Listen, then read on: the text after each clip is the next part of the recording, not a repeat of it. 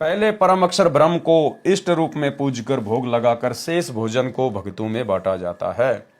उस बचे हुए अन्न को सत्संग में उपस्थित अच्छी आत्माएं ही खाती है, क्योंकि पुण्य आत्माएं ही परमात्मा के लिए समय निकालकर धार्मिक अनुष्ठानों में शामिल होते हैं। इसलिए कहा है कि उस यज्ञ से बचे हुए अन्न को खाने वाले संतजन सब पापों से मुक्त हो जाते हैं। ये पाप कर्मों से मुक्त होने की प्रोसीजर वर्तमान में केवल साध संगतियों में शुरू है, उन फर्जी सतलोक आश्रमों में नहीं है। जो पापी लोग होते हैं, जो तत्वदर्शी संत के सत्संग में नहीं जाते, उनको ज्ञान नहीं होता, वे पापात्मा अपना शरीर पोषण करने के लिए ही भोजन खाते हैं। ये तो उन लोगों की स्थिति बताई है जिन लोगों को तत्वदर्शी संत की जानकारी नहीं होती, जो लोग तत्वदर्शी संत की शरण में नहीं होते हैं और अपना कमाते हैं, खाते हैं, ना किसी को भोग लगाते, ना उनको भोग लगाने की विधि का पता है। परंतु भाइयों और बहनों, सतगुरु रामपाल जी परमेश्वर जी के जितने भी भगत हैं, जितने भी फॉलोवर हैं, अरे वे तो सभी उनकी शरण में हैं। उनको तो पता है कि तत्वदर्शी संत कौन है, सच्चा सत्संग कहाँ है। उसके बावजूद भी वो लोग अपने गुरु को इष्ट मानकर भोग नहीं लगाते हैं।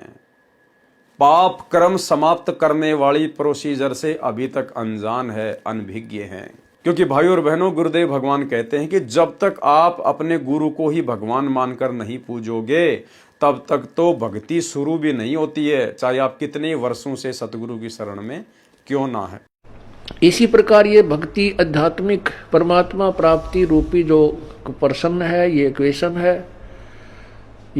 है, इसको हल करने के लिए, इसको सोल्व करने के लिए आपने इस दास को भगवान मानना पड़ेगा। तब आपकी आध्यात्मिक क्रियाएं सफल होंगी। जैसे आप यहां से जाओगे, आपने परमात्मा देखा नहीं है, आपने इस दास को देखा है, वो परमेश्वर इस दास का रूप धारण करके आपके समक्ष वहां खड़ा होगा। अब जैसा जिसका व्यवहार इस दास के प्रति यहां है, वो वैसा ही करेगा। जैसा आपका इस दास के प्रति आपके मन में दोष या श्रद्धा है, वो ज्यों की त्यों वहां होगी।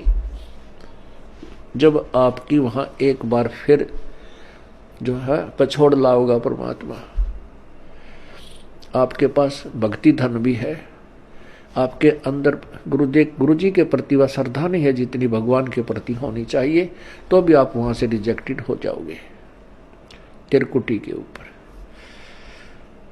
पुण्यात्माओं, ये आपको रिहर्सल कराई जा रही है आपसे, और आपने इस रिहर्सल में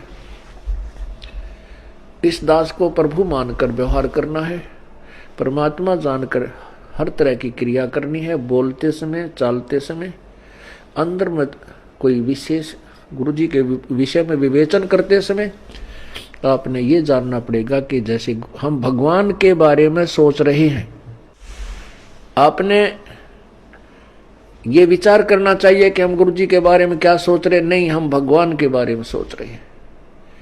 यदि इस दास में कोई दोष देख रहे हो तो आप परमात्मा में दोष देख रहे हो, या तो फिर त्याग जाइए, यहां से चले जाइए। आपको ऐसे गुरु की आवश्यकता नहीं जिसमें आप दोष निकाल रहे हो।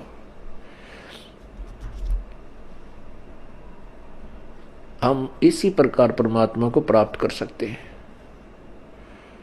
गुरु मानुष कर जानते ते नर कहिए अंधे,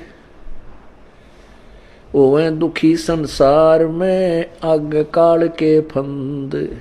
तो दुनिया वालों को तो हम क्या दोष दें। स्वयं सतगुरु रामपाल जी परमेश्वर जी के वर्तमान में 90% भगत ही उनको भोग नहीं लगाते हैं, केवल अन्नदेव की आरती कर लेते हैं। खाना खाने से पहले अन्नदेव की छोटी आरती, खाना खाने के बाद अन्नदेव की बड़ी आरती। अरे भाई, अन्नदेव की आरती अलग है और भोग की आरती अलग है। वही भक्ति बोध पुस्तक जिसमें 3 समय की आरती परमेश्वर ने हमें दी है, अगर कभी उसके ऊपर से धूल हटाएंगे और अगर उसको देखेंगे तो उसकी जो सारणी है, जो सूची है शुरू में, आप उसमें ध्यान से देखिएगा। पहले आपको नित्य नियम यानी सुबह की आरती दिखाई देगी, उसके बाद आपको असुर निकंदन रमैणी यानी दोपहर की आरती लिखी हुई दिखाई देगी, फिर आपको संध्या आरती यानी शाम के समय की आरती लिखी हुई दिखाई देगी। उसके बाद आपको अन्नदेव की छोटी आरती, उसके बाद अन्नदेव की बड़ी आरती, और उसके बाद लिखा है भोग लगाने की विधि। लेकिन उस भोग लगाने की विधि को साध संगत से जुड़े हुए भाई बहनों के अलावा सतलोक आश्रमों से जुड़े हुए 90% भगत उस भोग लगाने की विधि का उपयोग नहीं करते हैं, प्रयोग नहीं करते हैं।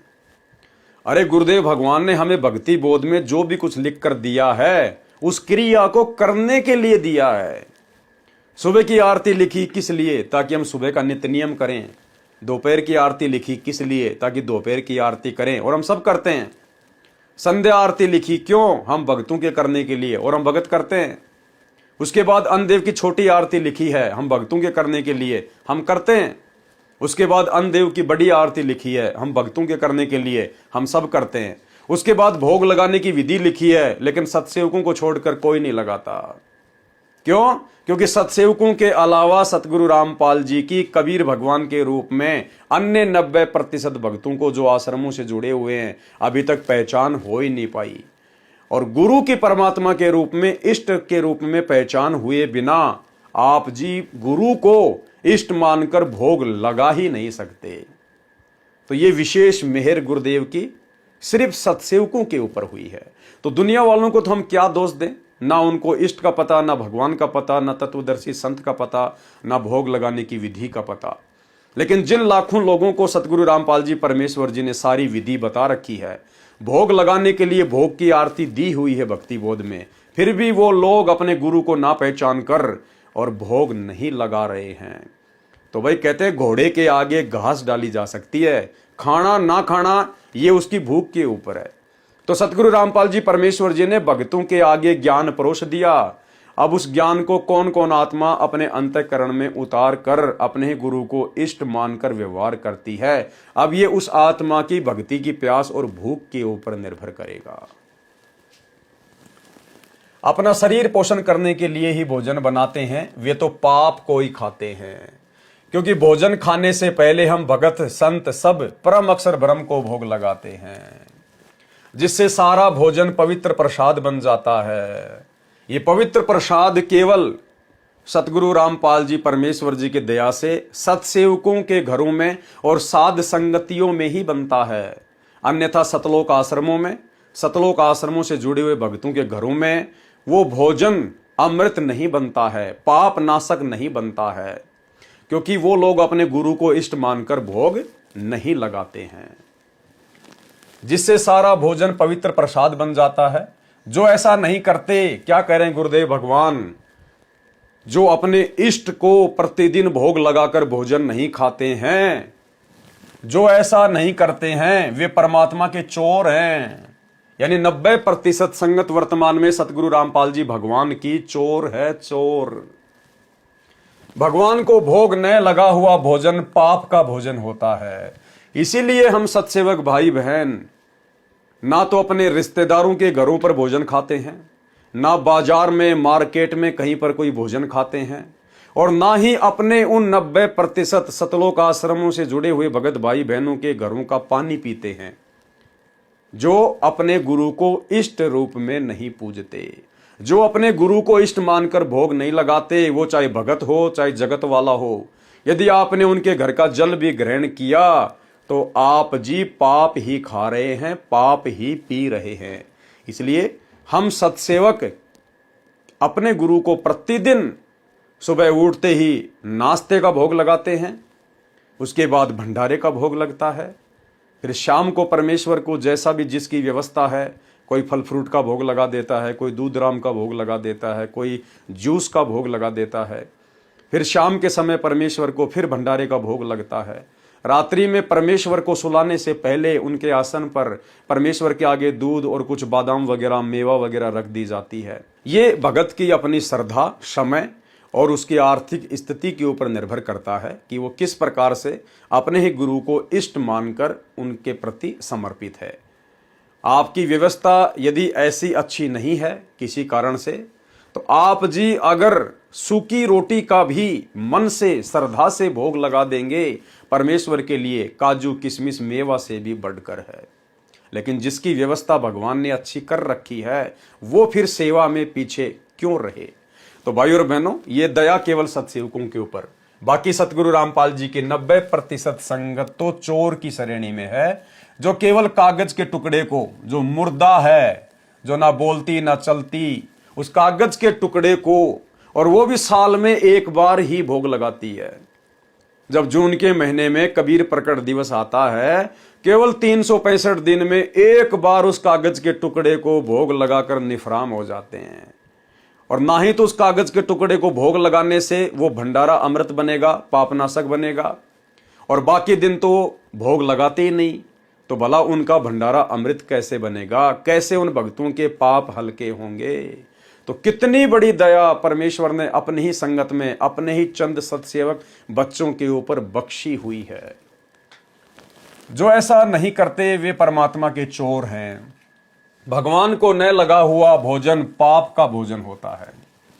इसलिए कहा है, जो धर्म कर्म शास्त्र अनुकूल नहीं करते वे पाप के भागी होते हैं।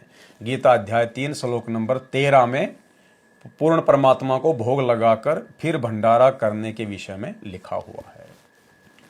संपूर्ण प्राणी अन्न से उत्पन्न होते हैं, अन्न वर्षा से होता है, वर्षा यज्ञ अर्थात शास्त्र अनुकूल धार्मिक अनुष्ठान से होती है, यज्ञ अर्थात धार्मिक अनुष्ठान शास्त्र अनुकूल कर्मों से होते हैं। गीता अध्याय 3 श्लोक नंबर 14।